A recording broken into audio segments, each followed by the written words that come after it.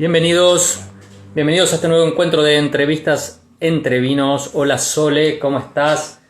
Acá estamos preparando justamente el vino, una parte de esta entrevista. Hola, la gente de Vinos Mar, ¿cómo están? Estaba sirviendo este blend. Hola, hola, hola Gustavo, hola Perú, hola Raquel, Julián, qué gusto, Julián, qué gusto encontrarte. Hola a todos. Estaba probando este Callejón de las Brujas. Hola gente de San Fernando, Lore. Callejón de las Brujas es de la bodega de Gustavo Santaolalla, bodega Cielo y Tierra. Un blend exquisito. Hoy vamos a tener una charla muy linda, una charla muy especial. Vamos a poder charlar con Facundo Ramírez. Facundo Ramírez es un músico, pianista, compositor, actor. Hola Emilia, hola, cuánta gente linda se va sumando. Les decía, Facundo es músico, compositor, pianista excepcional, actor, director de teatro, personalidad destacada de la cultura de nuestro país y que es además, hola Julián, que es además hijo de el genial, el inolvidable Ariel Ramírez. Así que ya mismo voy a invitar a Facundo para empezar una charla con él. Tengo muchas cosas que preguntarle, tengo muchas ganas de charlar con él. Esta linda charla que tenemos prevista para hoy, entre vinos con Facundo Ramírez.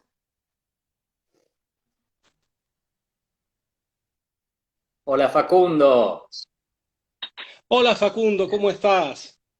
pero muy bien, che, muy bien. Bueno, ¿cómo nos estamos escuchando? A ver, Yo te escucho bastante bien dentro de todo. yo también te escucho bien, tengo miedo de que haya algún retorno molesto. Puede ser que se entrecorte un poco, pero, pero hasta ahora vamos bien. La A gente ver, nos va a ir diciendo si se escucha mal o hay algún problema para ir ajustando, ¿viste? ok, fenómeno. Bueno, Che, gracias por la invitación, antes que nada. no, un placer, gracias a vos por aceptar. Dos, dos Facundo, dos pelados, de acá tenemos que sacar algo bueno, ¿eh? Esperemos que sí, esperemos que sí. Che, ¿tenés alguna copa de vino ahí?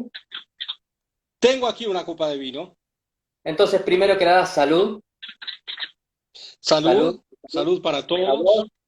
y a todos los que nos acompañan. Hola Mario, que te acabamos de sumar. Hola Belén. Salute. Salute, salute. Y nos van diciendo qué, qué les parece esto, la gente va a ir comentando y si se corta, porque viste cómo es la internet, que a veces te juega una mala pasada.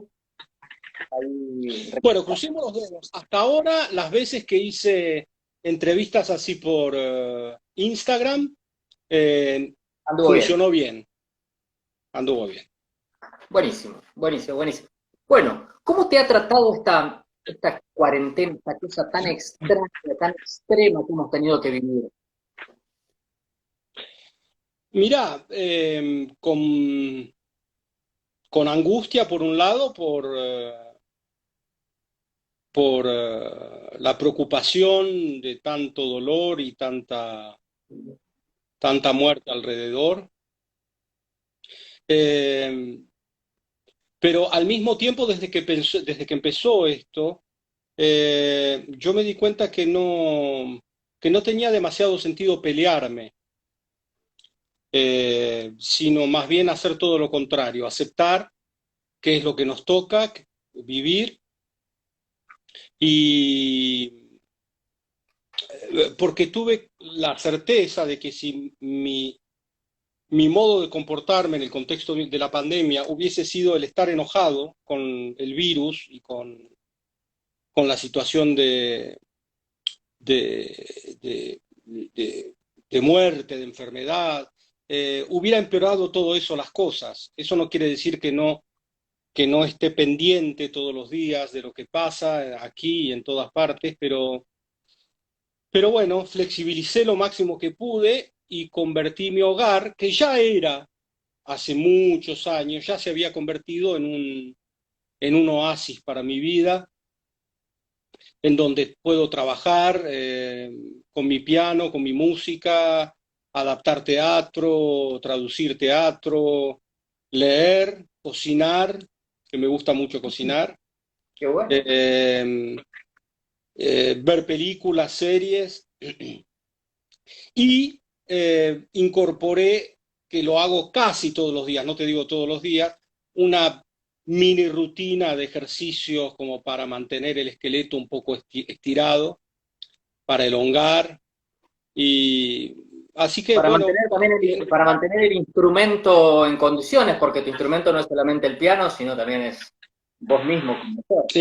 exactamente. Además, a mí me gusta hacer, no te digo que soy un fan del deporte para nada, pero de hacer deporte, pero le había tomado los últimos años, adquirido el sano hábito de ir al gimnasio 3 veces por semana aproximadamente, de nadar también.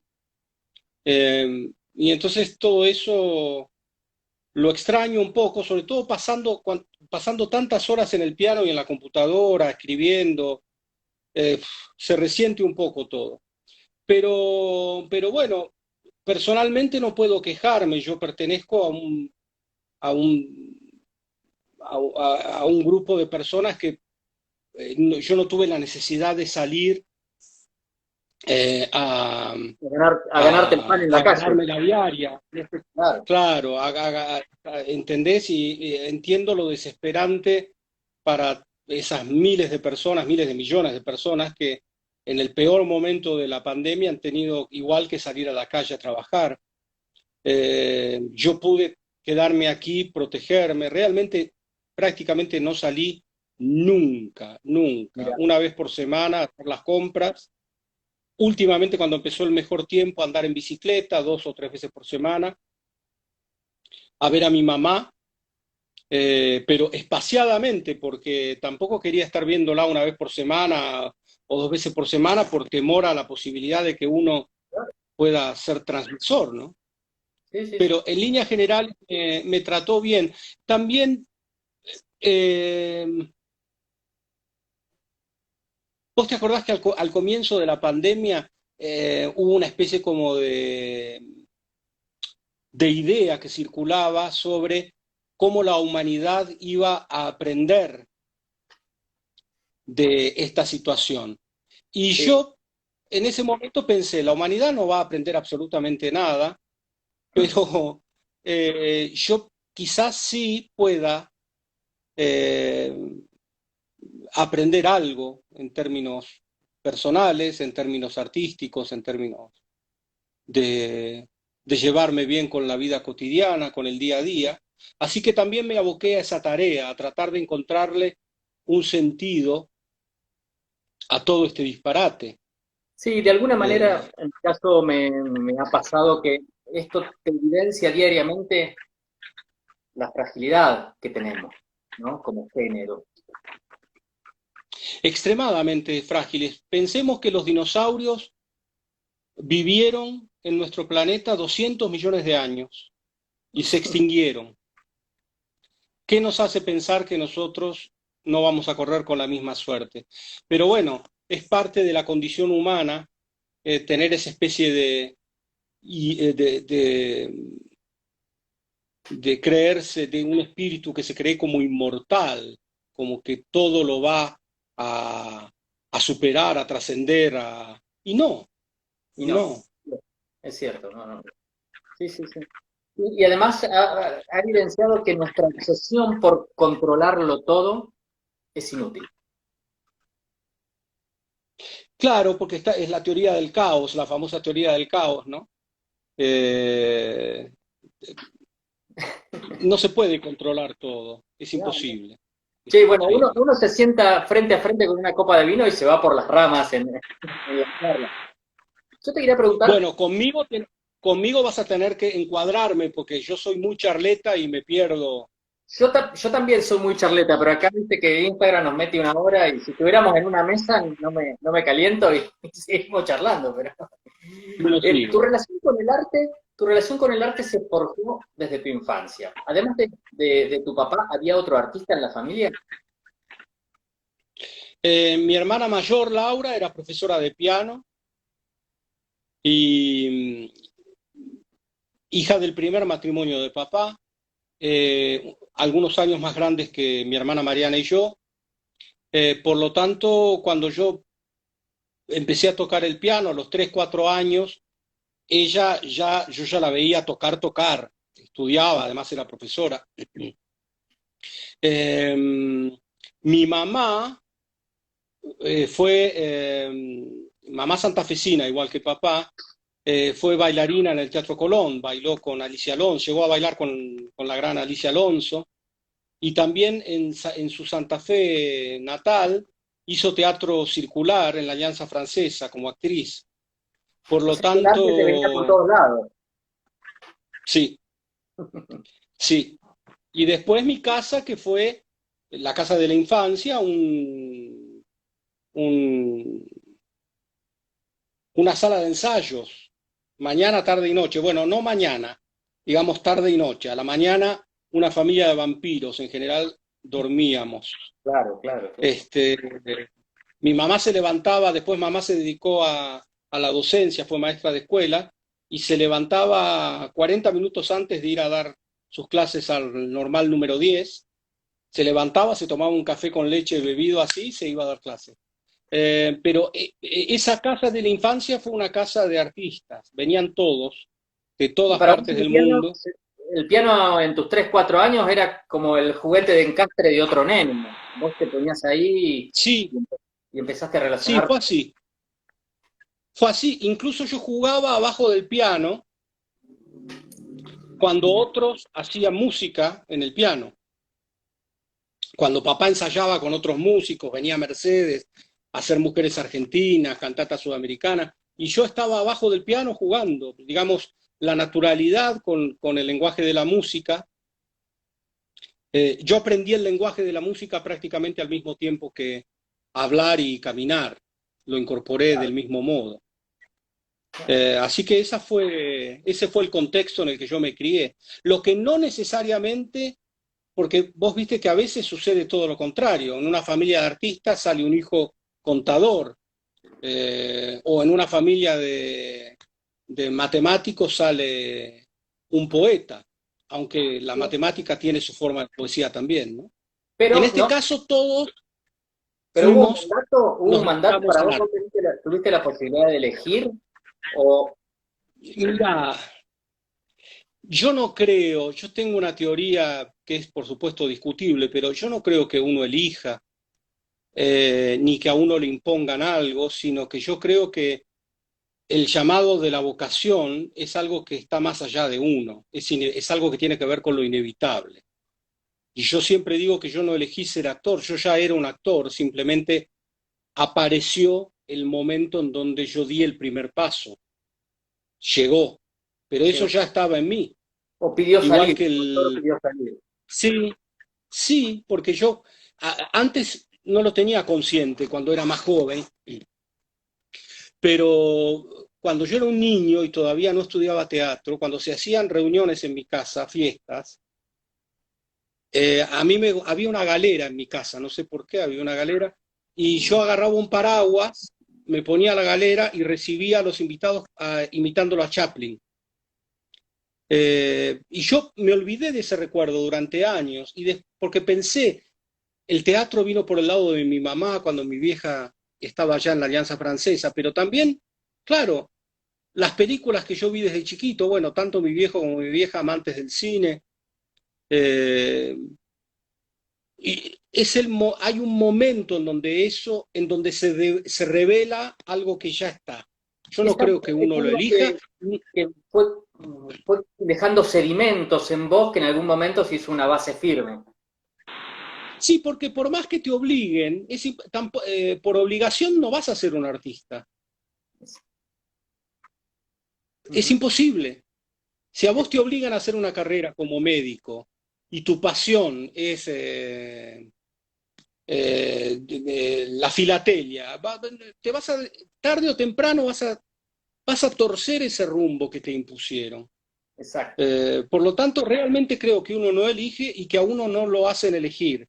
Sí elige por uno el deseo, elige Sí. por uno la vocación, porque es como una sed, es como un fuego que quema, que necesita ser, eh, necesita esa combustión, ¿no? Sí, sí, sí, sin duda, sin duda, sin duda. Hola Tomás, hola Franz, la gente que se va sumando. Y en esa infancia, en tu casa tan llena de artistas, ¿tenés recuerdos de tus mayores con el vino? Tengo recuerdos de los mayores con todo tipo de bebidas, ¿no? No solamente con el vino. Desde ya, en mi casa, los fines de semana se hacían asados siempre.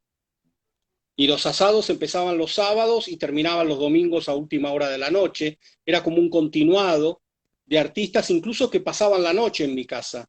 Te doy un ejemplo. Cuando Vinicius de Moraes Uf, venía a hacer conciertos a Buenos Aires, eh, venía a comer asados a casa, se dormía una siesta, se iba al teatro, hacía las funciones, volvía a mi casa y al día siguiente mi mamá lo despertaba, se quedaba dormido en el sofá del living y mamá lo despertaba y decía, Vinicius, tenés que ir al hotel a bañarte, a cambiarte, todo que tenés función, y se iba. Era como un continuado. claro. Eh, y yo tengo esa imagen, todos con una copa de vino, con whisky, con champagne, con licor, a la hora del atardecer, todo eso mezclado con el humo de los que fumaban habanos y pipa, estamos hablando de los años fines de los 60 y de los 70, principios de los 70, Y el asado siempre ahí en el el medio, sol que entraba. Claro, era una atmósfera, pero cinematográfica alucinante, casi telúrico. alucinante. Sí, no, pero era cinematográfica, te digo la verdad, porque y en el medio las conversaciones, las charlas sobre la política, el arte, en fin, sobre todo. Y a mí Sí. ese mundo me fascinó al punto tal que yo tuve yo tardé muchos años en tener amigos de mi edad, porque a mí me interesaba estar con gente más grande, porque me resultaba más fascinante ese mundo, el mundo de los adultos. Yo de niño quería ser un adulto. ¿Y Eh, ahora? no, ahora quiero volver a tener pelo y tener 25 años. Te cansaste de ser adulto ya. No, no me cansé. ¿Conoces esa frase que creo que es de acá? Yo no sé si existe en otros países que eso de la experiencia es un peine que te dan cuando te quedas pelado, ¿no?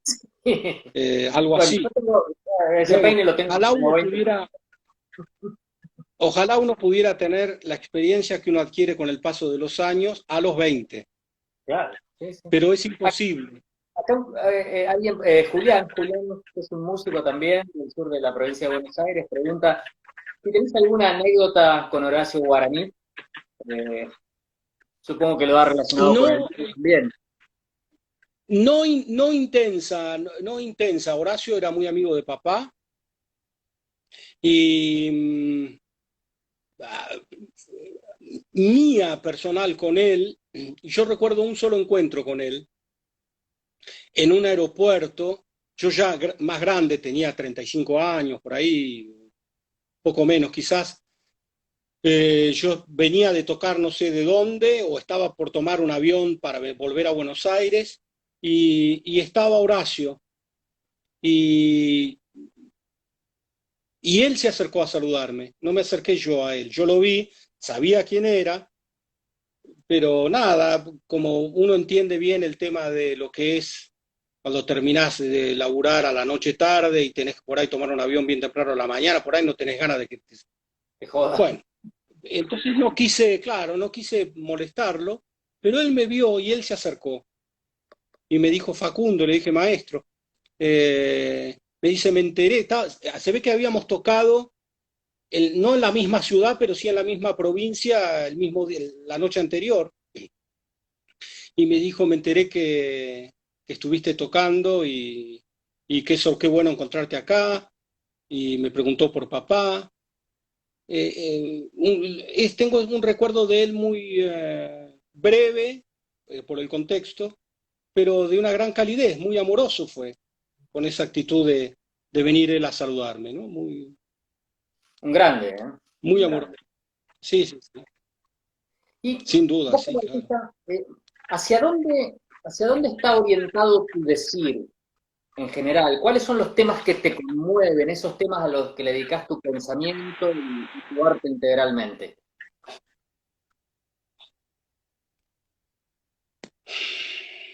Flor de pregunta me haces. Flor de preguntas. Eh, Recién arrancamos. claro, claro. Mirá,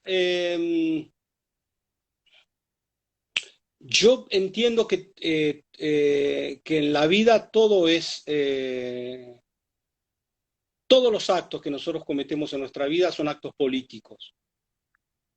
Eh, y yo vengo de una familia en donde que estuvo atravesada por el mundo de lo político, por el mundo de la discusión política, y sin lugar a dudas por el ideal de una construcción de un pensamiento y de una cultura americana. Eh, entonces yo estoy un poco parado desde ese lugar, mi viejo, como Yupanqui, como Mercedes, como Alberto Tejada Gómez, Armando Tejada Gómez, perdón, eh, fueron, fueron hombres que pelearon por una cultura nacional, una identidad nacional y por una identidad latinoamericana.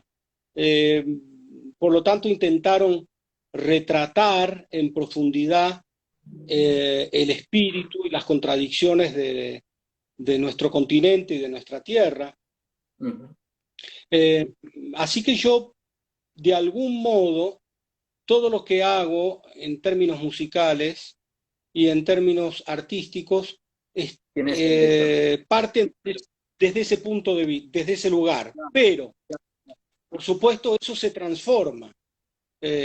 No quiere decir que yo haga exclusivamente cosas vinculadas con,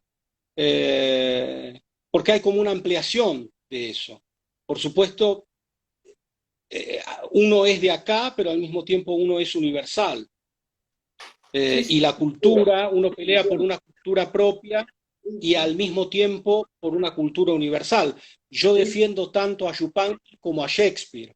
exacto. Y Eh, me imagino que el arte, como decís, toda actividad que el hombre, que el ser humano realiza es política, el arte también lo es, pero el arte no necesita de alguna manera reproducir los mensajes explícitos o el proselitismo partidista que tienen los discursos políticos, sino que la mayor fuerza política del arte está en su capacidad metafórica.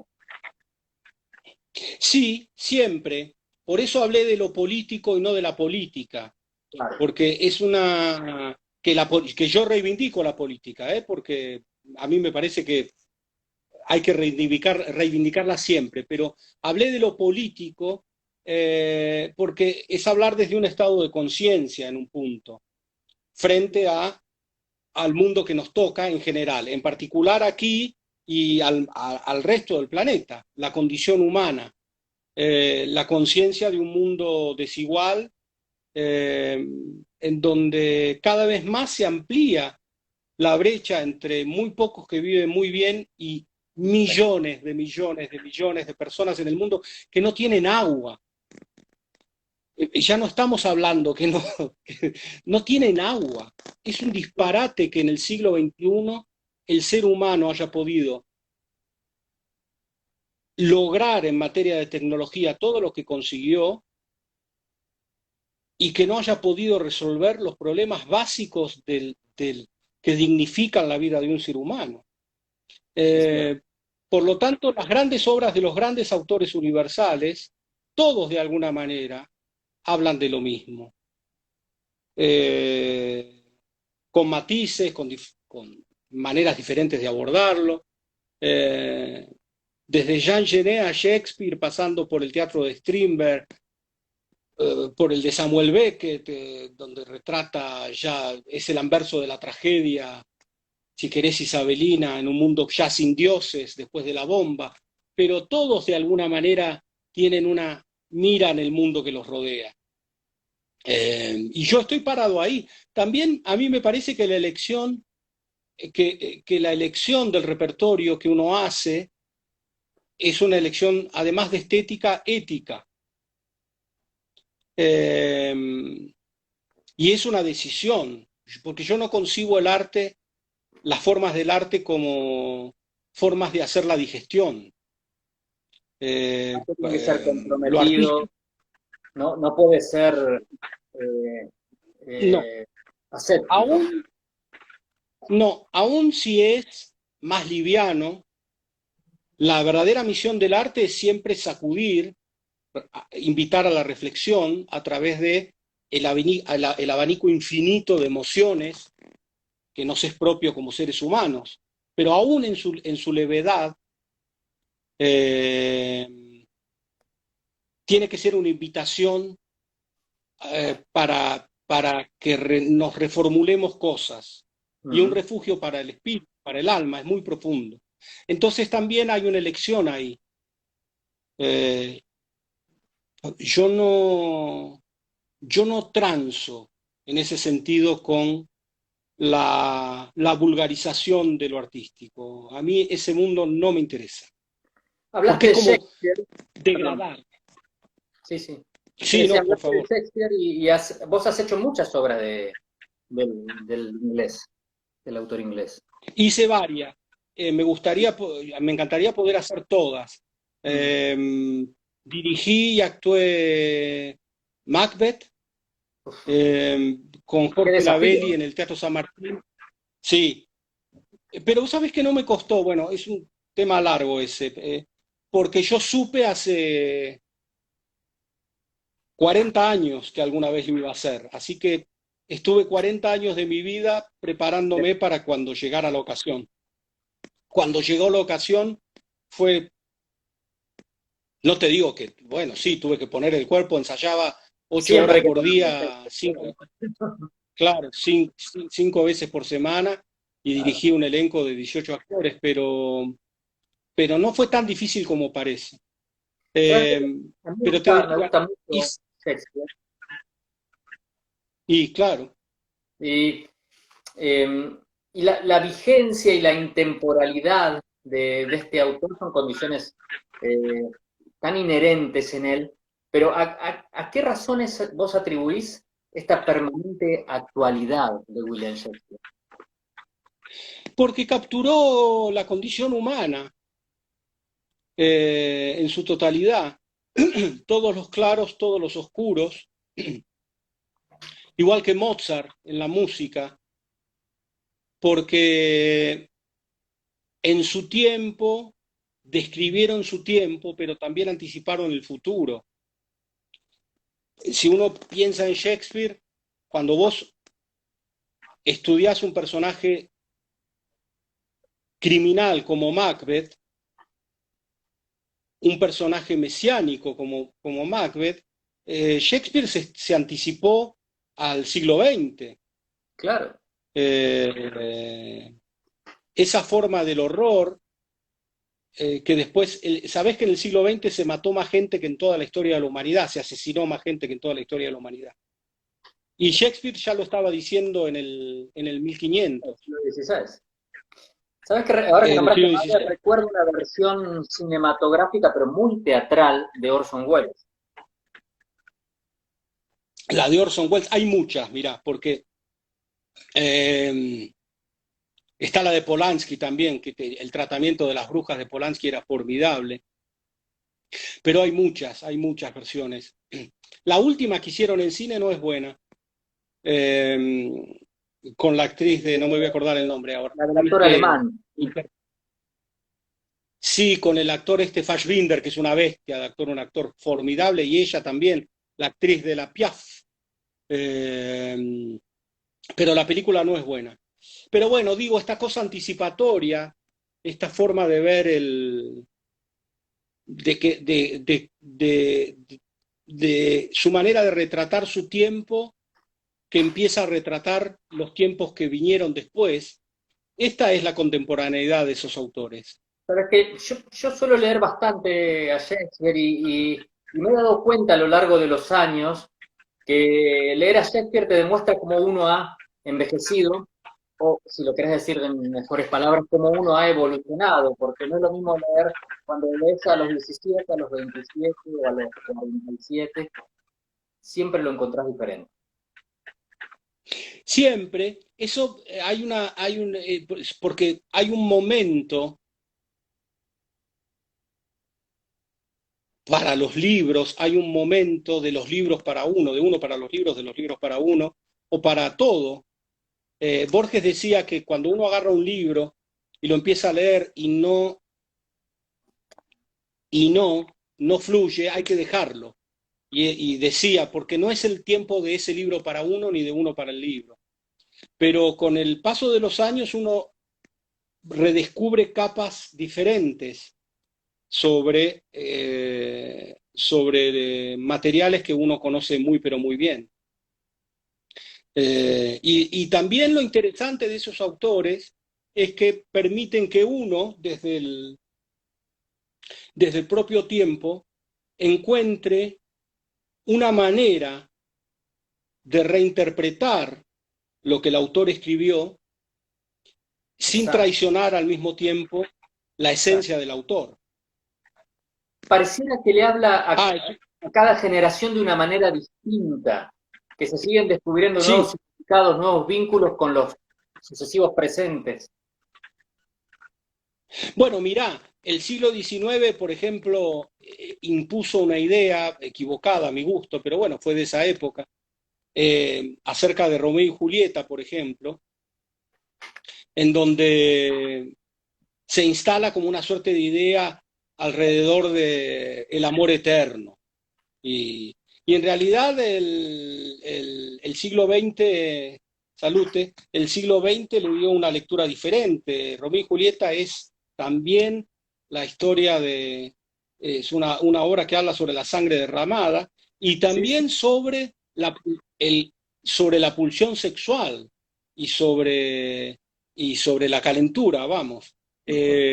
Como las comedias de Shakespeare, en donde si hay algo, eso se entendió después en la segunda mitad del siglo XX, si hay algo que no se puede, con el psicoanálisis, ¿no? Si hay algo que no se puede sujetar, dominar, encuadrar, es la pulsión sexual.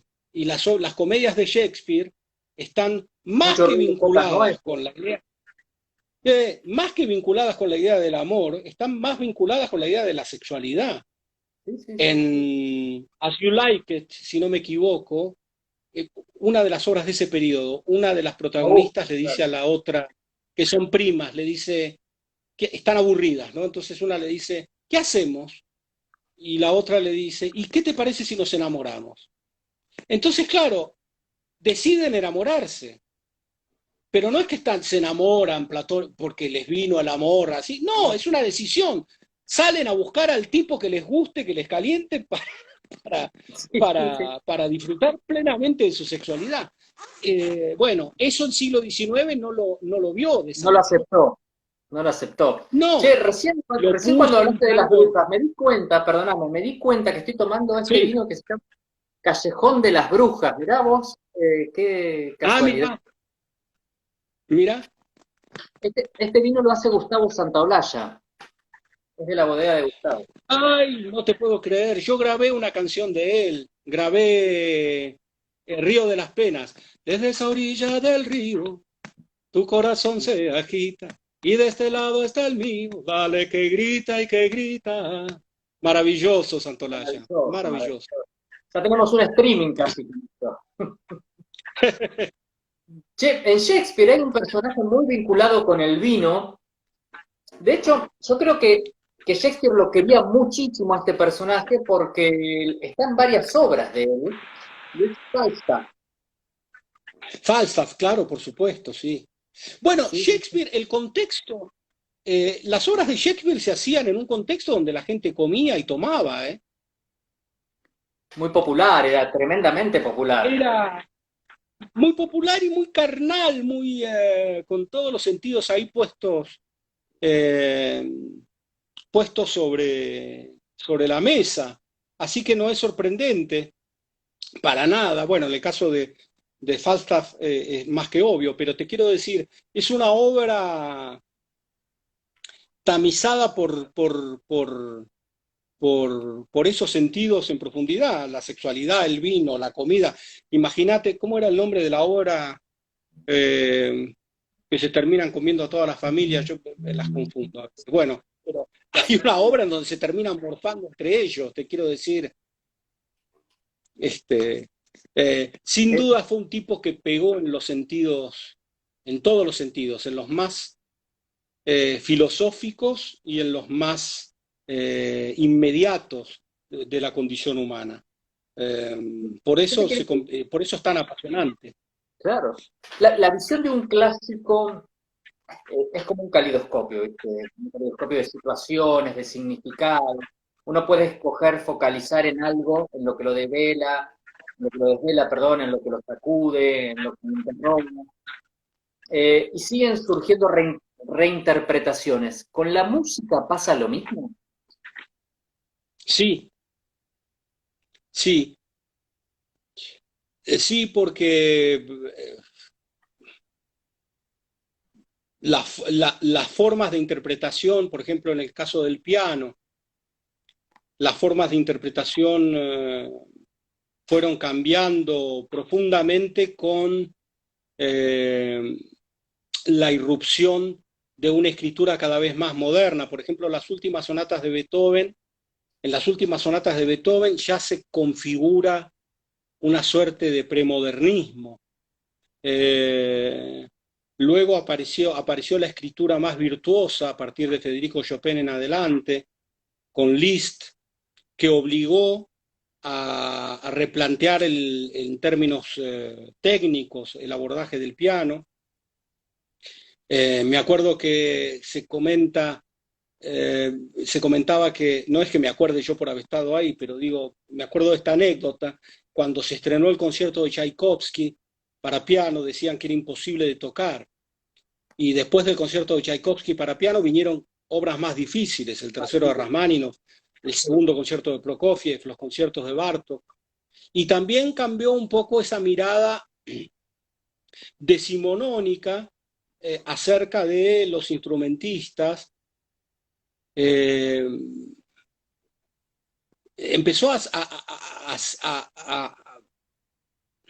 se empezaron a tender puentes en términos entre el lenguaje clásico y la gente, empezó a haber una concepción mucho más de apropiarse mucho más y de intentar que no sea solamente un espectáculo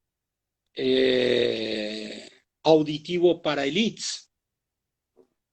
Y esta cruza de los grandes solistas del siglo XX que hacen música de cámara y comparten el escenario con toda clase de instrumentistas, cosa que antes hubiera sido impensado, ¿no? Las figuras más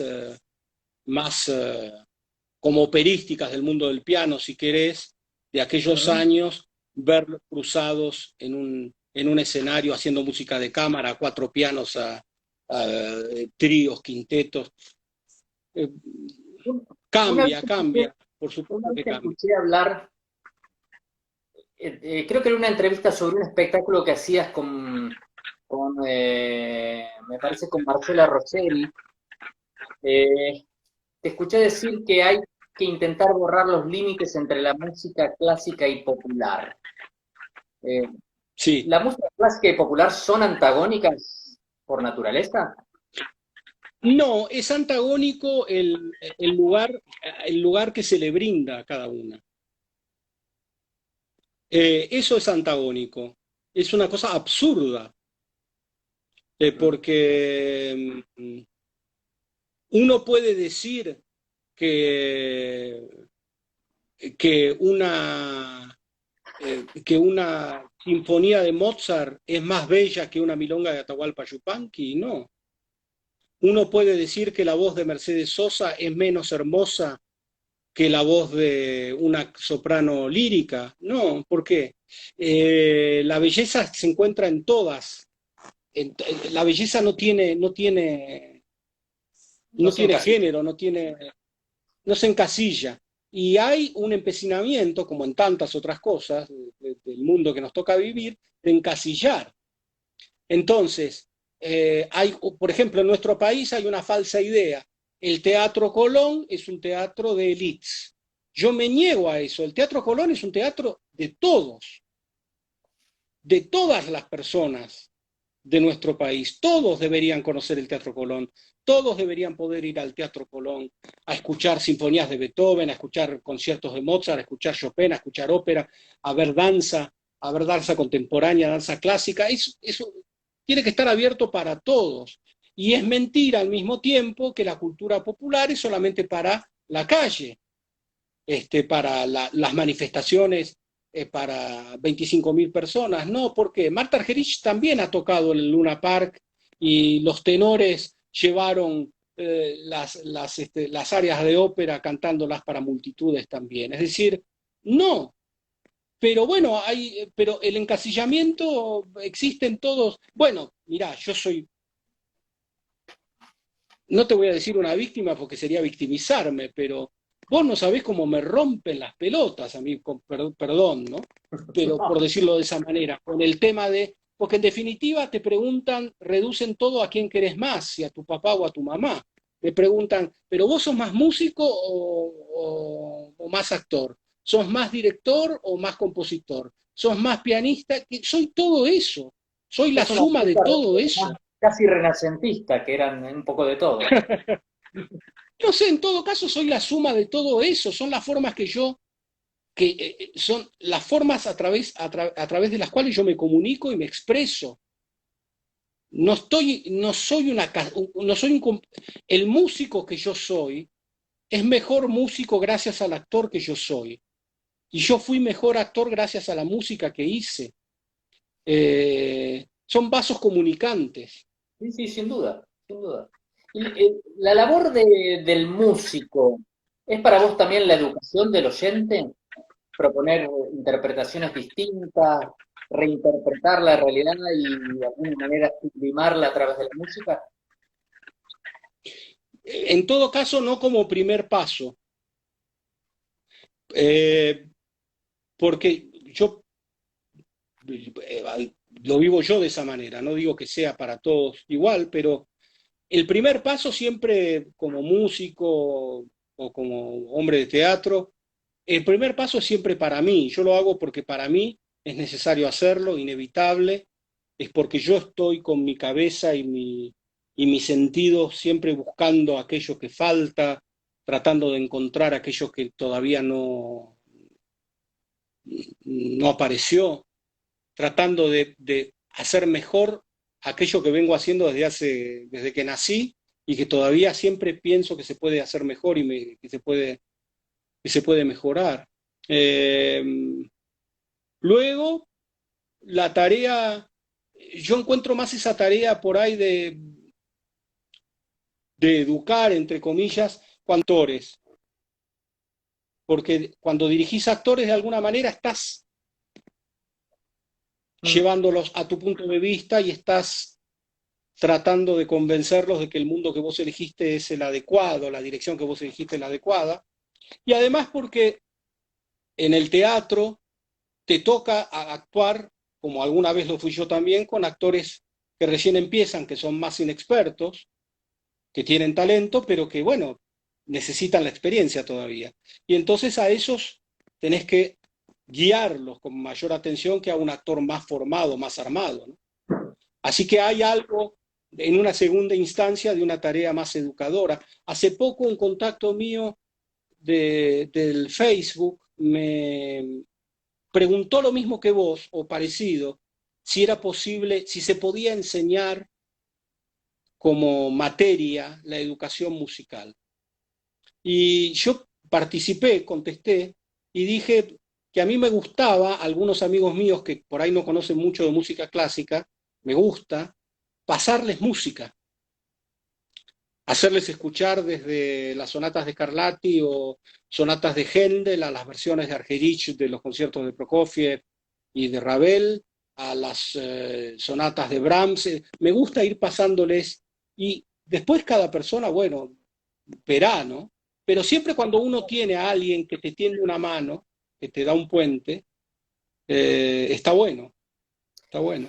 Vos como artista, ¿perseguís el éxito y te autoflagelás con el fracaso o vivís en armonía con ambos?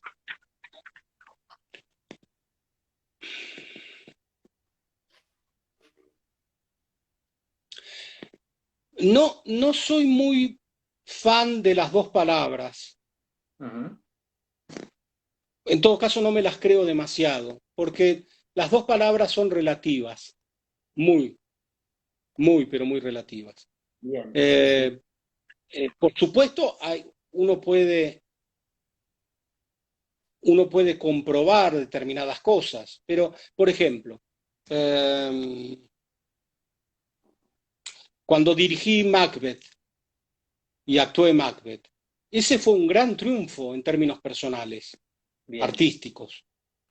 Fue un gran triunfo en términos de reconocimiento de mis pares y fue un gran triunfo es una forma exagerada, pero y un reconocimiento también por parte del medio teatral, que me nominaron a premios y todo eso. Eh, no fue una obra que haya agotado sus localidades los 2 años de funciones que estuvo, las 2 temporadas que hizo. Hemos hecho funciones para muy poca gente. Por lo tanto, esas funciones sin público, con 20 personas sentadas en la sala, ¿fueron un fracaso? No. Esos premios, ese reconocimiento de los pares, significaron un éxito tampoco. El éxito en todo caso fue que yo haya podido llevar adelante semejante tarea y haya podido cumplir con mi deseo. Sí, sí. Pero Estoy- luego, cuando Hola, Hernán. lograste esa instancia, ya hay que empezar de nuevo, ya viene otra cosa. Por supuesto, si uno mira la carrera, perdón por el uso de la palabra carrera, de Marta Argerich, bueno, uno puede decir, bueno, sí, una mujer, un genio del mundo de la música clásica, que desde que empezó a tocar el piano a los 4 años no hace más que regalar talento. Bueno, claro, uno puede hablar de una carrera exitosa. Pero hay otros músicos muy talentosos que no tienen ese reconocimiento, pero que son personas felices haciendo lo que aman. Por lo tanto, esa idea del éxito es un poco, o del fracaso es un poco relativa. Estoy totalmente de acuerdo Eh, en eso. Yo te lo que tenía que preguntar, pero estoy de acuerdo. Incluso recuerdo unas palabras de Samuel Beckett que hablaba de esto, ¿no? Decía que los éxitos terminan siendo callejones sin salida y realmente a través de los fracasos uno descubre cosas nuevas. Él decía en su frase, fracasá, intentarlo nuevamente y fracasar mejor. bueno, es que es así. En todo caso, la historia de uno se puede describir como la historia de un sinfín de fracasos, pero ese fracaso es permanente, es lo que hace todo tan interesante. Por otro lado, hay una idea también de éxito vinculado con, lo, con lo inmediato. Te voy a dar un ejemplo superficial.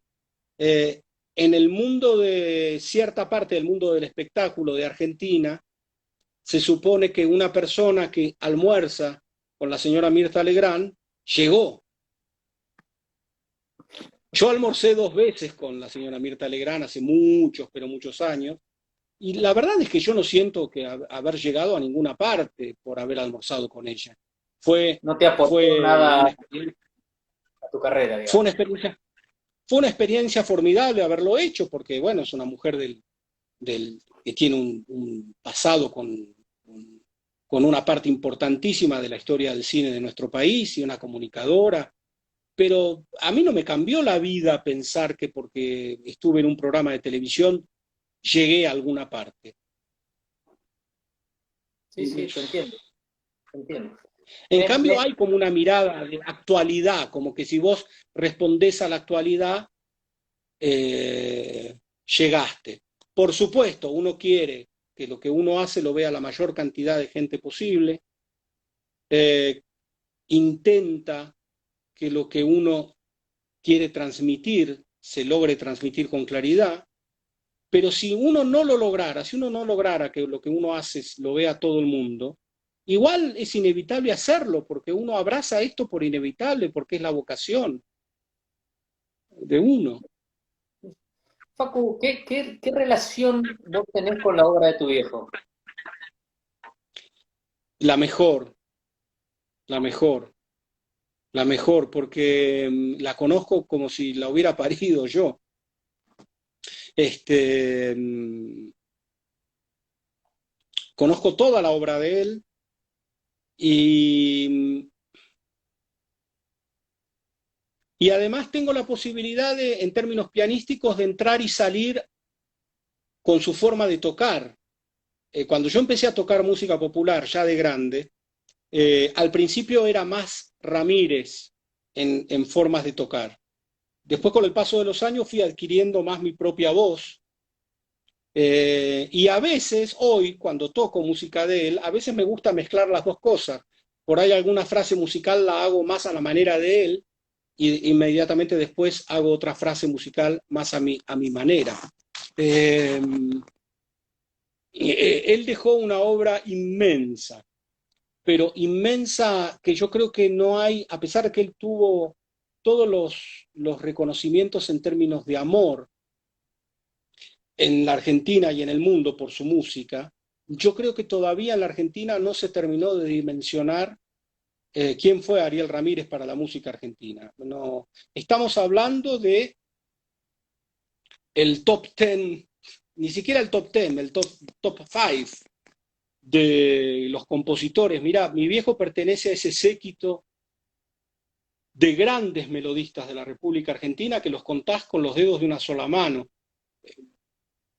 Gardel, Mariano Mores, Charly García y Yupanqui probablemente, y él.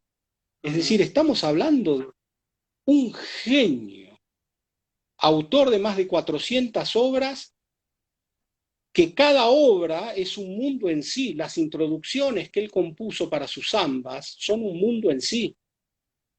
El caso de Volveré siempre a San Juan, por ejemplo.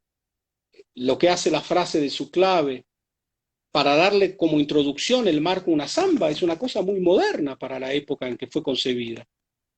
La incorporación de la mezcla de instrumentos europeos que nosotros tenemos normalizada hoy con los instrumentos de la música americana, en su momento fue una verdadera revolución, escuchar un clavecín para acompañar rítmicamente un carnavalito. Y eso fue la misa criolla, ¿no? Todo esto que me contás, yo pienso, yo conozco parte de la música del trabajo de tu viejo, pero me pregunto, ¿hay algunos trabajos que todavía no salieron a la luz, que todavía están guardados? Hay dos, sobre todo, que se van a conocer el año que viene. Uno es un concierto cuyano. Antes de morir, él me dio melodías cuyanas y me pidió que yo escriba un concierto para piano y orquesta con esas melodías. Él ya apenas podía tocar, grabó, yo lo grabé con un cassette y durante muchos años bajé esas melodías a la partitura, las desarrollé en términos más pianísticos de concierto, de la idea que uno tiene de un concierto, y después escribí la parte de orquesta.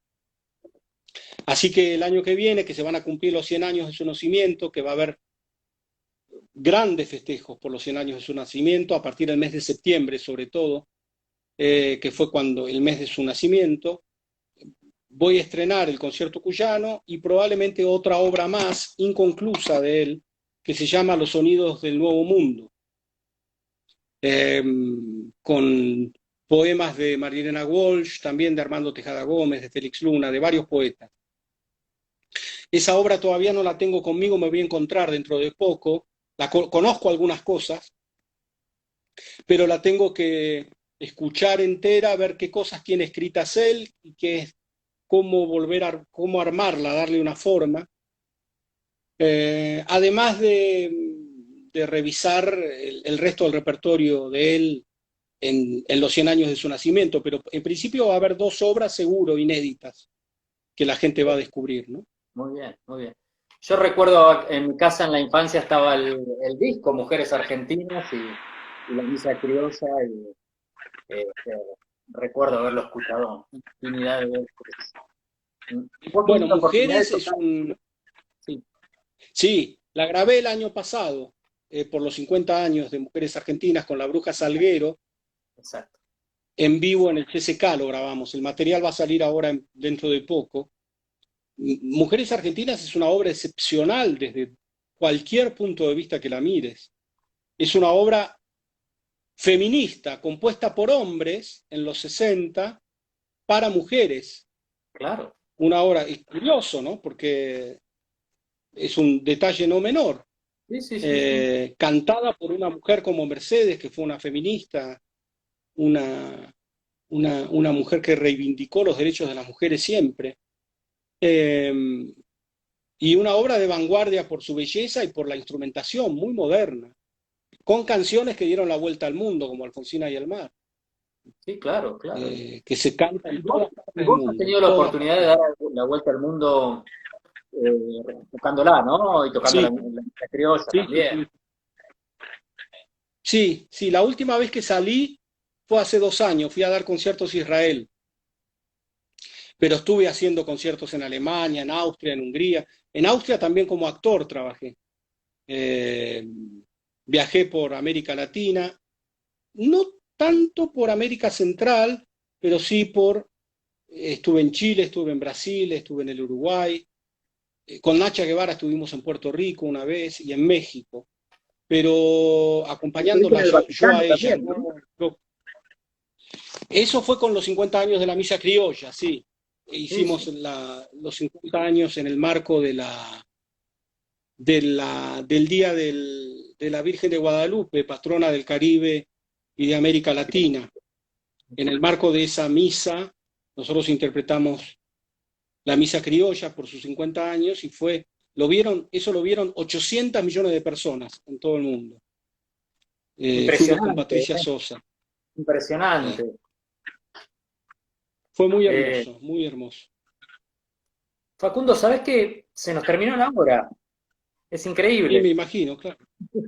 Hemos charlado, espero que te hayas sentido cómodo, ha sido una charla fabulosa y me Muy gusta la bien, idea de que podemos tener una charla más o dos algún día. cuando quieras, me avisás y la hacemos. Bueno, ha sido un enorme placer. Y nos quedan 2 minutos, así que si tenés ya me contaste algunos proyectos, pero si tenés algún proyecto teatral que me quieras adelantar, dale. Mira, tengo dos, otro Shakespeare eh, que voy a dirigir, una versión de los dos hidalgos de Verona, y una obra de Jean Genet, en Las Criadas. Uf, así, Vamos a ver cuándo, vamos porque a ver cuándo con el puede. contexto del protocolo, esas dos obras son imposibles de hacer. No las puedes hacer con gente con barbijo y No, no. poniéndose alcohol arriba del escenario, imposible. Bueno, vamos a ver cómo No, pero funciona todo después de la vacuna. eh, me gustaría contarte algo Dale, vinculado, ya que este es un programa de vinos, vinculado con esta copa, dale. que es una copa hermosa. Esta copa me la regaló un actor español, un gran actor de teatro y cine español, que se llama José Sacristán. Yo trabajé con él en el Sí, 2011, Machado. Sí, sí, sí. El claro, espectáculo de el Machado, espectáculo claro. con Machado. Estuvimos un año recorriendo toda la Argentina con el espectáculo él y yo solitos, y cuando terminó el año, cuando él se volvió a España, me regaló un juego de esta copa que es una belleza. Qué Así placer, que qué placer haber compartido escenario con José Sacristán. sí, un hombre que entendió, esos hombres sabios que vos te das cuenta que entendieron en profundidad de lo que se trata vivir. Bueno, salud Facundo, ha Así sido es. un enorme placer. Gracias por Salud tu tiempo y y tu saludos programa. para todos. Gracias, muchas gracias. Hasta la próxima. Hasta la próxima, dale, dale. Chao, Chao, chao. chao. Gracias a todos los que se sumaron. Nos vemos en el próximo encuentro.